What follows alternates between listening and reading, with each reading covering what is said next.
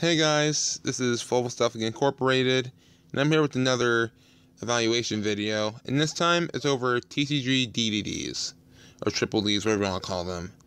Anyway, this is going to be a rating system over one of my actual real-life decks I actually own, so I just feel like that it would be a good time as any. It's pretty good. I mean, the deck itself works well. I just feel like it's pretty fractured compared to the OCG support. But other than that, I feel like the deck works well enough the way it is. So I'm about to go ahead and go over it. Well, I'm also go over DDD's post the Dark Illusions. So I have 5 criteria to rate a deck over, being consistency, power, comeback ability, protection, and versatility. So yeah, here we go. First up is consistency. And I feel like the deck is very consistent. It gets searches with Dark Conjure with the gate every turn. It gets pluses like Allure of Darkness, and also has access to other indirect support as well, like Kaijus. So I feel like the deck has very good consistency, earning it a score of 4.5 out of 5. Now the next one's going to be power. The deck can be just explode with plays in the beginning, even without cards like Lamia or something. I just feel like the easier beers to summon are probably the most ridiculous, like Oracle King Dark, like Leonidas, like Abyss King Ragnarok. I just feel like the deck has quite a lot to work with, even just in our main deck. So I give that one a 5 out of 5. Next up is comeback ability.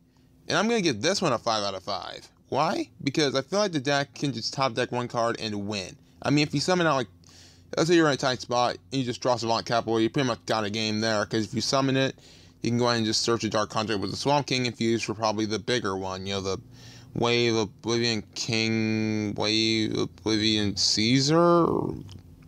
I don't know what that thing's name is. Anyway, I feel like the comeback ability is just perfect in the deck. I mean, you have a lot of cards you can use to just get back at your opponent for all they've done to you, apparently. I mean, they're not a revenge deck. I mean, they can be control your Swarmy. Either one, they can come back. So, yeah, it's earned a score of 5 out of 5.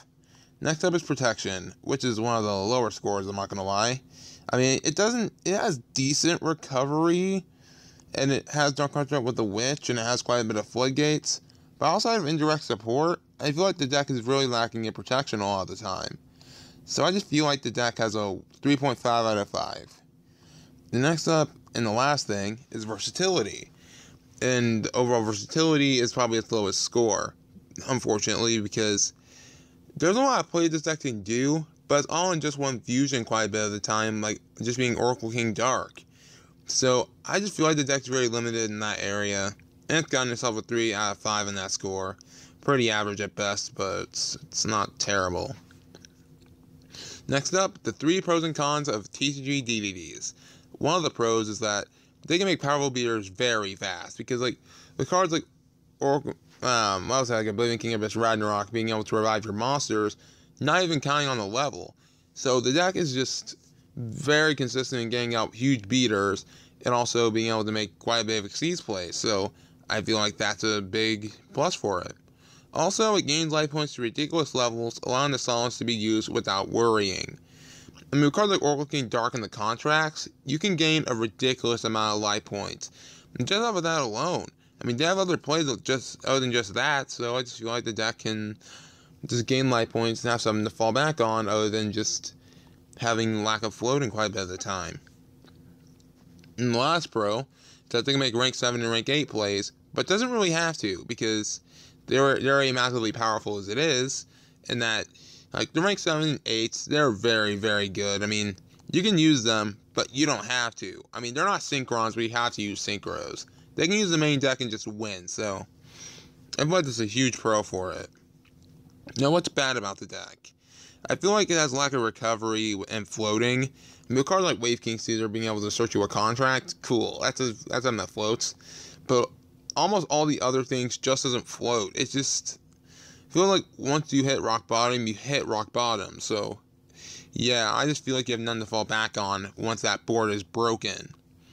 Another thing is it's hard to make work at times, because the deck builds can be very, very archaic very soon. So I just feel like the deck just needs some form of, the deck's not straightforward in the slightest. Kind of hard to use, but Other than that, they can be pretty good at times. So I just feel like that's a big con for it too. And the last thing about it is that it's hard to get over stronger beat sticks most of the time because they have very little way to get their attack points up aside from using Dark Construct with the Witch, but even then it only gives them 1,000 attack points, so it's not too great. I mean, it's not too bad, but it's not too great, so yeah, it's not going to go over a Cosmo Dart Destroyer easy, I'm telling you that right now. So, last thing is that the overall feeling of playing the deck is very satisfying once you get the proper build. I mean, the deck can be very, very, very good, and you can just make it work quite a bit of the time. You can do pure DDDs or Kaiju DDDs. I tried Kaiju DDDs. They're very, very sacky, but it's fun. I use like 1 Dogoron, 2 Gameciel, and one of the silly string Kaiju. I call it silly string because it's the string Kaiju. Get it? Anyway, you get a feeling of advantage just because TCG DDDs are less known. I mean, people know OCG DDDs as a deck to be feared. TCG DDDs, to those people, not so much because their support is just fractured a lot of the time. But seeing how people hardly know what the deck does, they really shouldn't judge a book by its cover. I mean, the deck works very well, so like they're more straightforward than the OCG DDDs, but hey, they still work, don't they? So another thing is that you have freedom in your spell and trap lineup because, you know, you can run quite a bit of traps and still have the deck work. I mean, I run a high trap count in my actual DDD deck, and it still works very well. And you have a lot of freedom with your spell cards. I mean, the cards are still mandatory like Dark Construct with the Gate, but other than that, the deck still works just fine even with the large trap and spell lineup. And last thing is that they can be both Swarm and Control. I mean, I built the deck to be pretty much complete control and also being able to swarm quite easily. So I feel like the deck can do either and excel in either area, or do both and just be good at both.